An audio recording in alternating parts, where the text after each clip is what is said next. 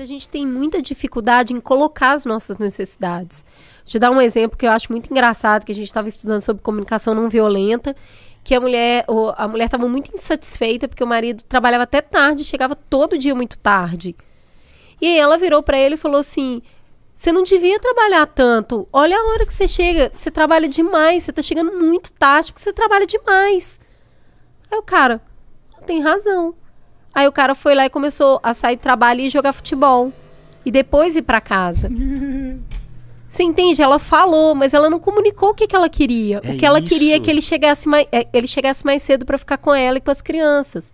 Ela não falou isso. Ela só falou: você tá trabalhando demais. Olha como você está chegando tarde. Você trabalha muito. Ela não falou: olha, eu gostaria que você passasse mais tempo aqui em casa comigo, com as crianças. Ela apontou uma coisa para ele e não o que ela precisava.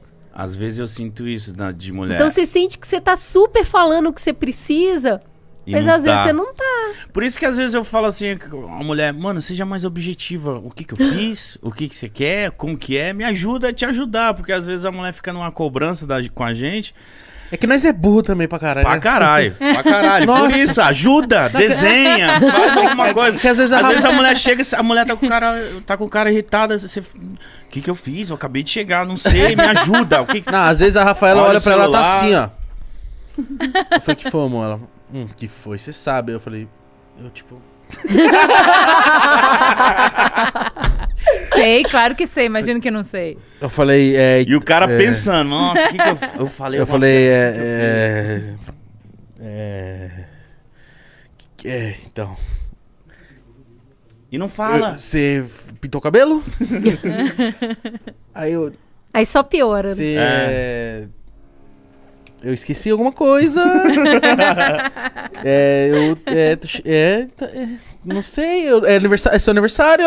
Não é seu aniversário. Em vez dela falar logo, você já corrige. Mas às vezes é um bagulho mas, óbvio. cara, as pessoas são diferentes, né? E eu acho que tem um lance de... É muito difícil relacionamento a dois, porque a gente espera do outro, assim, quando eu me importo com uma pessoa, então eu, por hipótese, trago água pra essa pessoa. Se a pessoa não traz água pra mim, eu penso: então não se importa comigo. Porque quando eu me importo, eu dou água. É verdade. Agora, ele, por exemplo, quando ele se importa com alguém, ele, sei lá, se preocupa de não fazer barulho quando a pessoa tá dormindo. E aí ele pensa: pô, eu demonstro quanto eu gosto dela, eu nunca faço barulho quando ela tá dormindo. Ela sempre acorda e faz uma zorra. Então, assim, ela também não me ama. Aí tá aqui. É por isso que a Cris fala que é um problema de comunicação, porque os dois acham que estão dando o melhor, os dois acham que não estão recebendo nada em troca, e meramente é uma questão de colocar na mesa, assim, o que você precisa pra se sentir amado? Mano, o que é que você precisa? foda. Porque eu me importo, eu vou te dar. A minha mãe, ela né? fica assim, ó. Nossa, vocês são foda. A minha mãe, ela fica Isso tipo... aí. Tô engasgada. Tô engasgada, eu tô engasgada. Eu tô engasgada. Engasguei, hein? Engasguei. E se ela falasse assim: eu quero uma água, eu ia entender. Ela ficou: tô engasgada. Mas eu acho falar, mulher foi criada pra adivinhar a necessidade do outro. Porque como a mulher foi criada para cuidar, a mulher pensa na frente. Faz um diagnóstico na hora. E ela espera que você faça também, porque ela não sabe que você não é assim, entendeu? O homem nunca vai entender por que a mulher espera uma coisa que ele nunca nem viu, e a mulher nunca vai entender por que ele não entrega uma coisa que é óbvia pra ela, entendeu? Eu acho que em relacionamento a gente tem que entender que óbvio é uma palavra que não existe. Se você não comunicou, a pessoa não tem como saber necessariamente. Sim. E aí eu acho que como mulher... a gente também tem uma dificuldade muito grande de assumir o nosso desejo, de chegar e falar claramente o que deseja, porque a gente vive numa sociedade muito repressora do desejo da mulher. Então, se eu chego e falo: sabe o que eu quero? Eu quero que você pare de gravar todo dia, porque eu quero muito ficar com você. É isso. Não dá pra você gravar 3 dias na semana. Só quando ela tá falando isso, cara, ela tá entregando todo o desejo dela na sua mão. É uma fragilidade muito grande exposta. E se você pegar isso e jogar no chão? Se você ri dela, e se você fala assim: não, mas você é carente, hein? Nossa, mas que saco, hein? Já falei isso, já.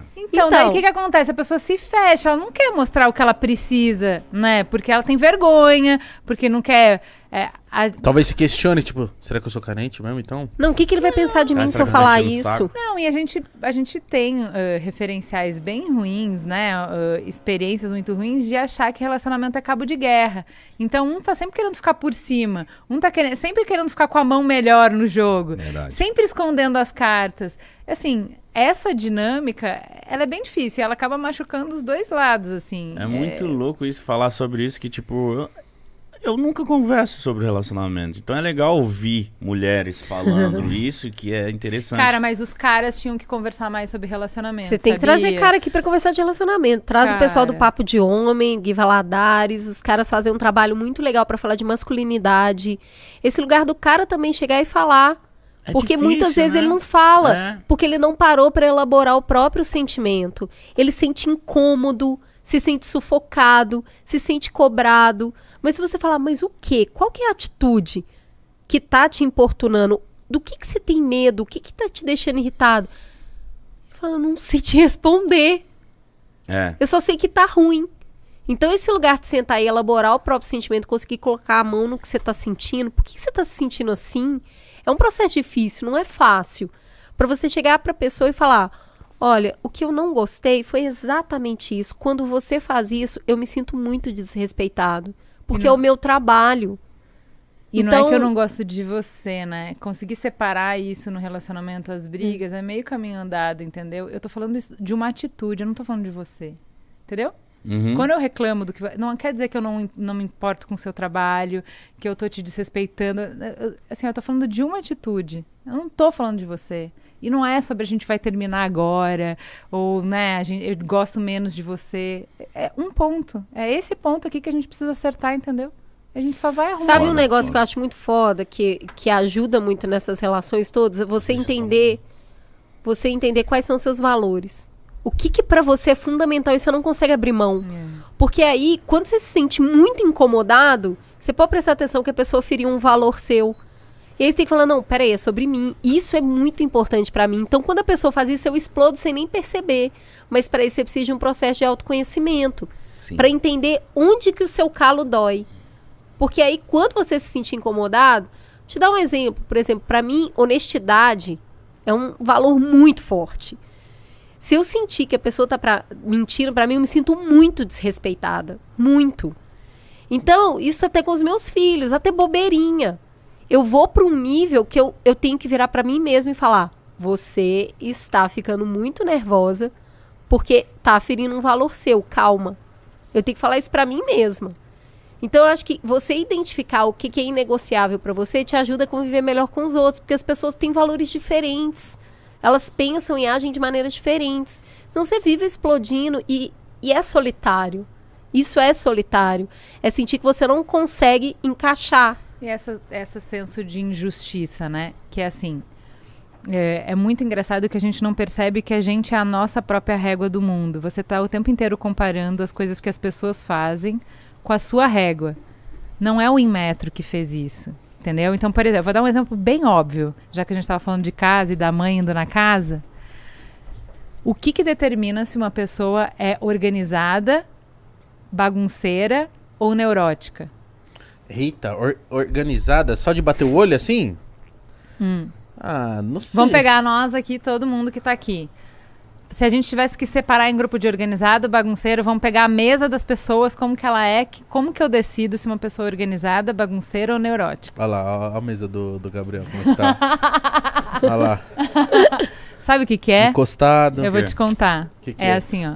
Todo mundo que é menos organizado do que eu é bagunceiro. Sim. Todo mundo que é mais organizado do que eu é neurótico. Todo mundo que organiza como eu é só organizado. A gente é a nossa própria régua pra A gente se baseia na gente, né? É verdade. Pra tudo. E aí você, Não, mas o você Gabriel é demais. coloca isso pros outros, como se isso fosse uma verdade. Então você já chega na conversa, você é muito ciumenta. O que é muito ciumenta? É mais do que você. Se ela fosse menos ciumenta que você, ela não liga pra você. E se ela dá uma Se ela facada é mais pro ciúme? do que você, ela é muito ciumenta. Se ela é quanto você, ela é normal. Então, a gente É impõe muito a louco. nossa régua pra tudo. E a outra pessoa, obviamente, nunca vai concordar, porque ela impõe a regra dela.